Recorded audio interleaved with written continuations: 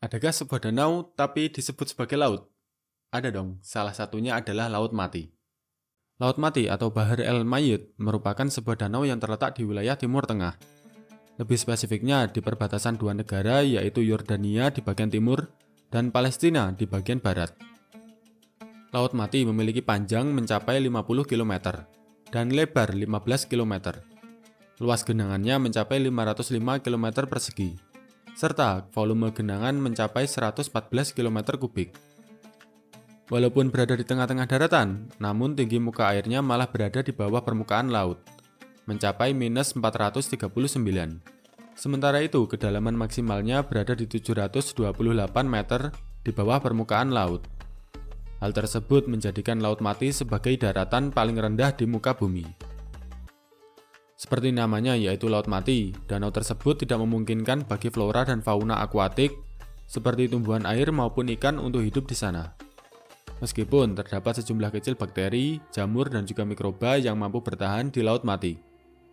Hal ini disebabkan oleh salinitas atau kadar garam yang sangat tinggi di Laut Mati, yang mencapai 34,2%.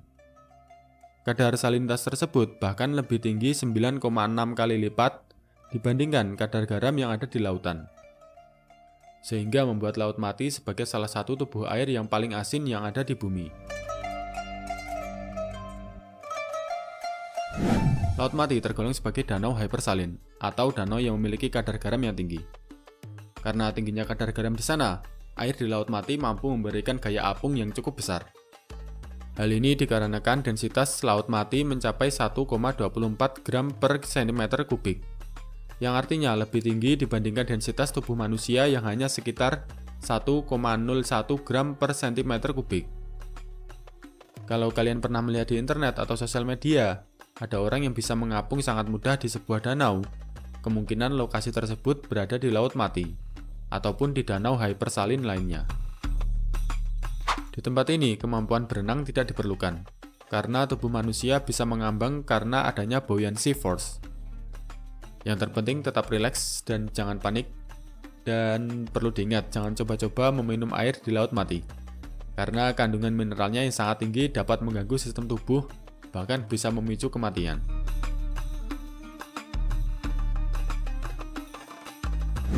Walaupun tingkat salinitas Laut Mati lebih tinggi dibandingkan laut pada umumnya, namun nyatanya terdapat perbedaan komposisi mineral antara Laut Mati dan juga laut pada umumnya. Umumnya pada air laut maupun samudera, komposisi NaCl atau natrium klorida sekitar 85%. Sisanya adalah mineral lainnya. Sementara di Laut Mati, konsentrasi natrium klorida hanya sekitar 30,4%. Konsentrasi mineral tertinggi adalah magnesium klorida, yang mencapai 50,8%.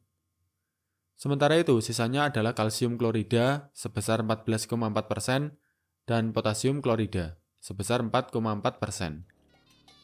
Mineral-mineral garam yang telah mengkristal di dasar danau maupun di pinggir-pinggir danau membuat pemandangan di Laut Mati seperti di planet lain. Bahkan di bagian danau yang lebih dalam, tumpukan kristal garam bisa membentuk gua dan tiang-tiang yang menjulang tinggi, seperti di gua-gua Kars. Selain karena keunikan danaunya dan juga keindahan alamnya, daya tarik lain dari Laut Mati adalah keberadaan lumpur. Lumpur di Laut Mati mengandung banyak mineral yang dipercaya banyak orang dapat membuat kulit menjadi mulus, awet muda, dan manfaat lainnya. Sehingga banyak wisatawan yang berdatangan untuk luluran lumpur di Laut Mati. Pertanyaannya, bagaimana Laut Mati bisa menjadi danau hypersalin?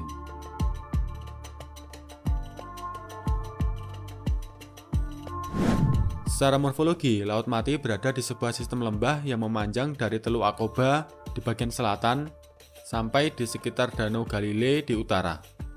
Lembah tersebut terbentuk dari aktivitas lempeng Arabia yang bergerak menjauh dari lempeng Afrika, sehingga membentuk sebuah sistem sesar yang dikenal sebagai Dead Sea Transform Fault System, atau kita sebut saja DST. DST membentang sepanjang 1000 km dari Laut Merah sampai di sesar Anatolia di bagian tenggara negara Turki. DST juga menjadi batas lempeng tektonik antara lempeng Afrika di bagian barat dan lempeng Arabia di bagian timur. DST merupakan tipe sesar transform yang memiliki pergerakan yang berlawanan. di mana bagian timur atau lempeng Arabia bergerak ke arah utara, sementara bagian barat atau lempeng Afrika bergerak ke arah selatan. Pergeseran rata-rata DST sebesar 4-6 mm per tahun. Walaupun bergerak secara mendatar, sebenarnya sesar DST juga mengalami pembelokan sekitar 25-30 derajat. Sehingga terjadi ekstensi lempeng benua di bagian selatan yang membentuk lembah. Dan kompresi atau pemendekan lempeng benua di bagian utara yang membentuk pegunungan.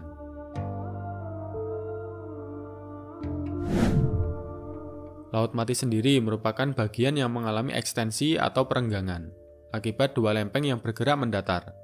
Hal ini menyebabkan area di antara sesar tersebut mengalami perenggangan dan membentuk struktur graben atau sesar turun, yang pada akhirnya membentuk morfologi cekungan yang biasa disebut sebagai pull apart basin. Sesar DST sudah mulai terbentuk sejak akhir kala Eosen atau sekitar 40 juta tahun yang lalu. Fase patahan mulai intens terjadi sejak kala Pliocene sampai Miocene, dengan pergeseran mencapai 64 km.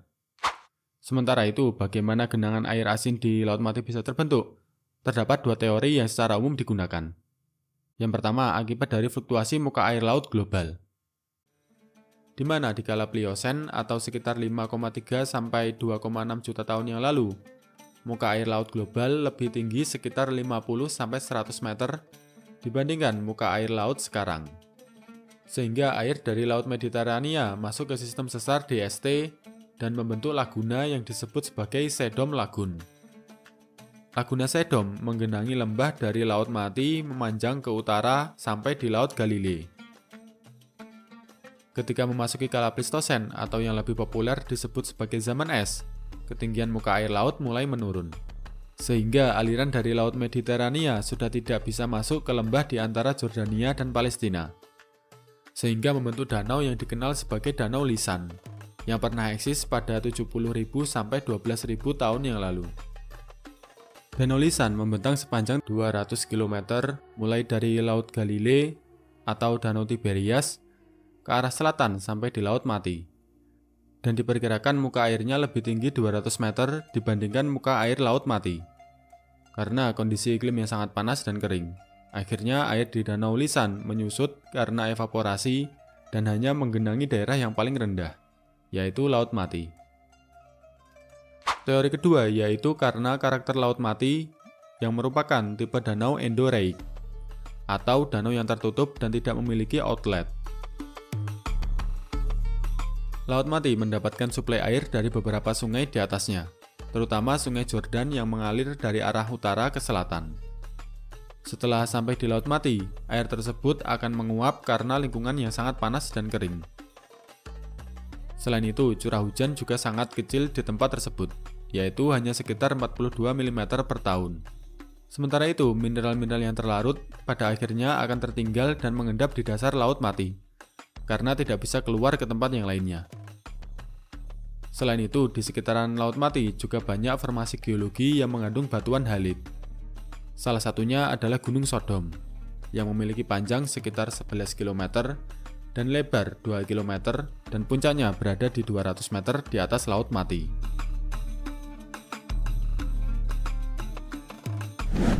Laut Mati saat ini juga tidak lepas dari isu-isu lingkungan, mulai dari menurunnya muka air karena volume airnya terus berkurang. Selain itu juga muncul sinkhole-sinkhole atau amblesan-amblesan yang ukurannya cukup besar yang berada di sekitar Laut Mati. Pada tahun 1930, ketinggian muka air Laut Mati berada di 390 meter di bawah permukaan laut. Dan di tahun 2025, berada pada ketinggian 439 meter di bawah permukaan laut. Yang artinya muka air Laut Mati telah turun sebesar 49 meter. Selain itu, luas genangan Laut Mati juga turun drastis, di mana pada tahun 1930 mencapai 10.050 km persegi. Sementara saat ini hanya seluas 605 km persegi. Laut Mati kehilangan air terbesarnya di sekitar tahun 1960-an, yaitu sebesar 33%, yang disebabkan oleh berkurangnya suplai air dari Sungai Jordan. Sehingga sebelum sampai di Laut Mati, debit alirannya telah berkurang di bagian hulu. Selain itu, penurunan muka air di Laut Mati juga diikuti oleh penurunan muka air tanah atau groundwater.